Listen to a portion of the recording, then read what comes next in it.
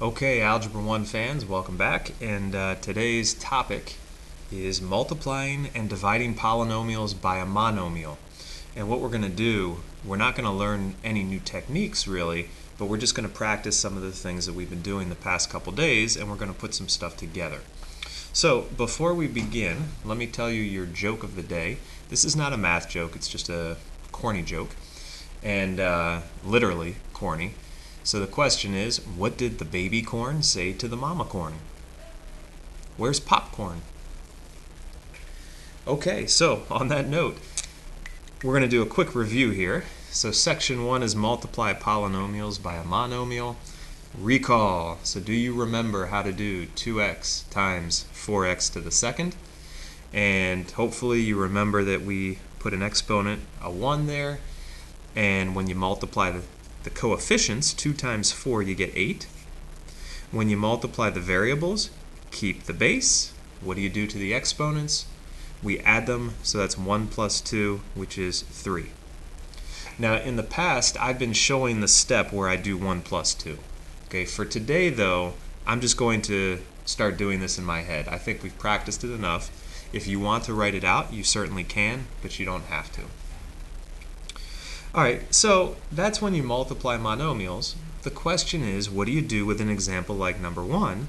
It says simplify if you have a monomial times a polynomial.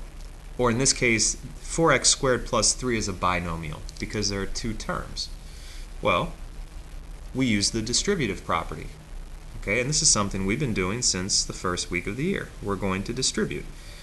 Now we're going to do 2x times 4x squared. Yeah, I could put the little 1 there for the exponent.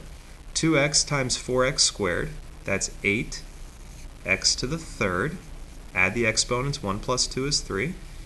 And then 2x times positive 3 is positive 6x.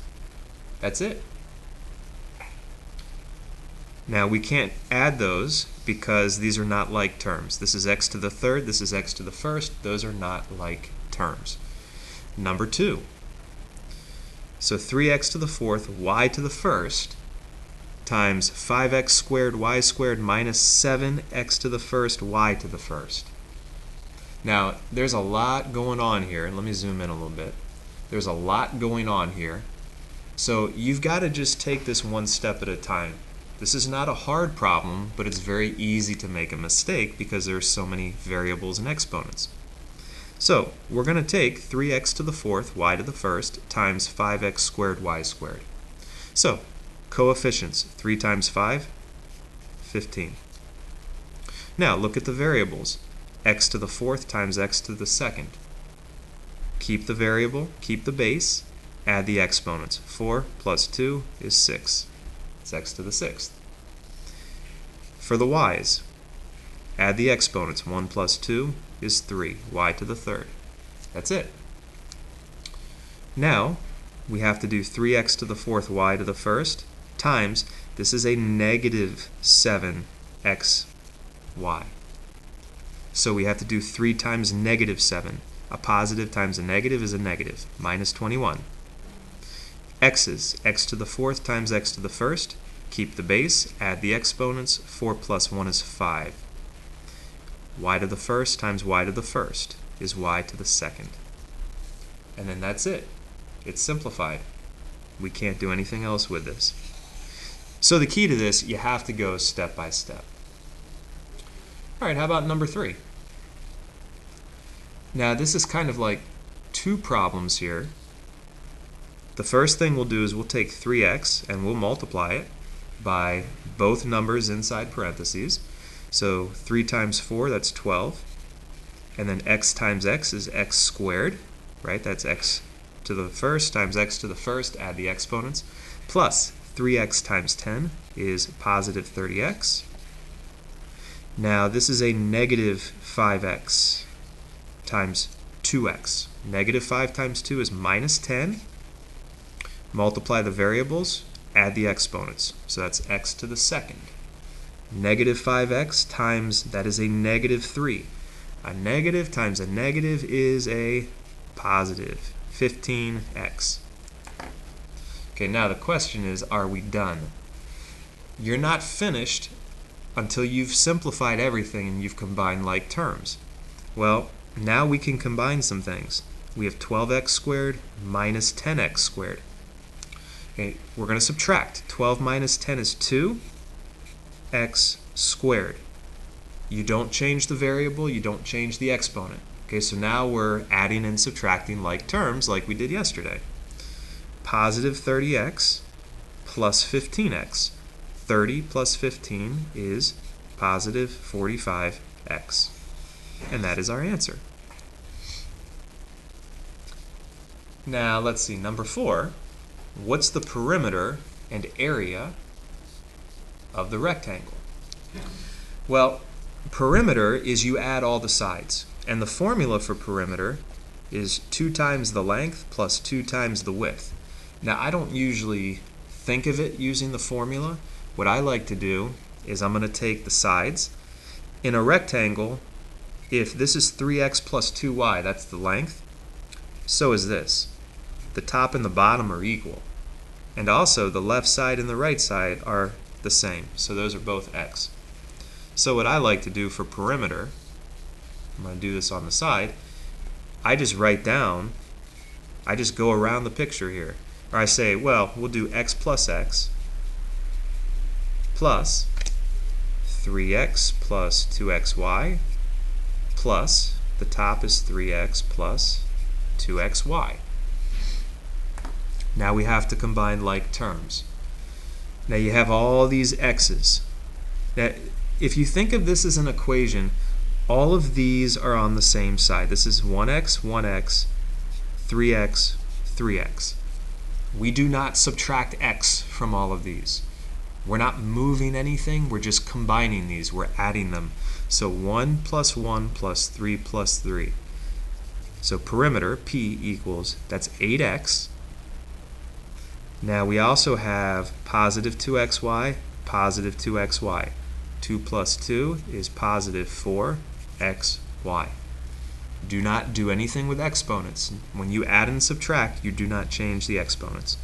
So there's the perimeter. Okay, now we're not done yet because if you go back to the question, it says what's the perimeter and area. So we found perimeter, now we need to find the area. Well, the formula for area is length times width for a rectangle. Length times width, or you might see it as base times height. On the formula sheet for the SOL test, they write it as base times height. Okay, so the length and the width are 3x plus 2xy. That's the length, and then the width is x. So I'm going to write this. I'm going to put the x first, and then parentheses. So x times 3x plus 2xy. The reason I write the x first is that if I have one term, a monomial, times a binomial or something else, I always put the monomial first because I'm used to doing it that way. All right, now in this case we're multiplying. That means we have to distribute. I'm going to put the ones in for the exponents. So we're going to do x to the first times 3x to the first. So that's 3x, keep the variable, add the exponents, so 3x squared. And then we're going to do x times 2xy, so that's just positive 2. X to the second, you got to add the exponents. Now, there's no other y, so we're just going to copy that. That's just y to the first. And there's your area. Okay, so that's good. Now let's look at a couple more examples here down at the bottom. That's multiplying. That was multiplying a polynomial by a monomial. All right, what happens when you divide? Let's look at these examples here. And the first example, number 5, is just using numbers. When I get confused with all these variables and exponents, I like to look at examples with numbers because that's easier for me to work with. Simplify 6 plus 8 divided by 2. Now normally, we do order of operations. We would do the numerator first. You say 6 plus 8 is 14, and then 14 divided by 2 equals 7. And that's usually the way we would do this. However, you could look at this differently. When you have a numerator and more than one term, and you're dividing by, some denominator, you could break this up where you take each term in the numerator and divide it by the denominator.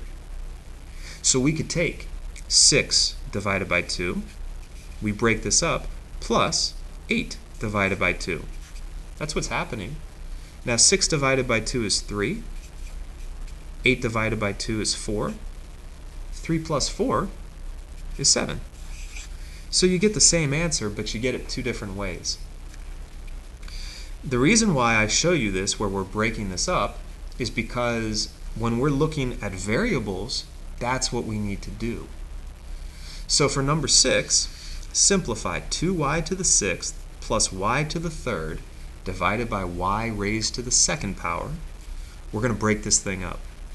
So we're going to take each term in the numerator and divide it by the denominator.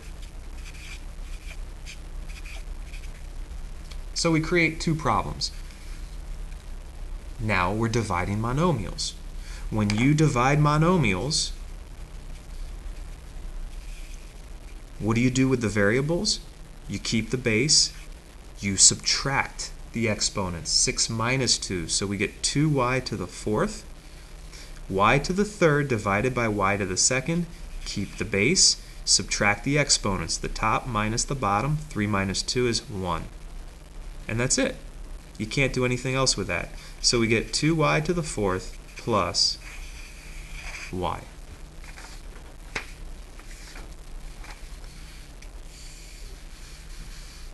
Okay, now what we'll do here, we're going to stop for a minute. I'm going to pause this video, and then we'll come back and finish.